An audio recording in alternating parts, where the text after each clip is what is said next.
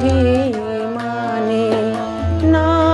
এসে তার মায়ের কোলে ফিরেছে শ্মশানে মশানে তত্ত্ব তালাশ নিয়ে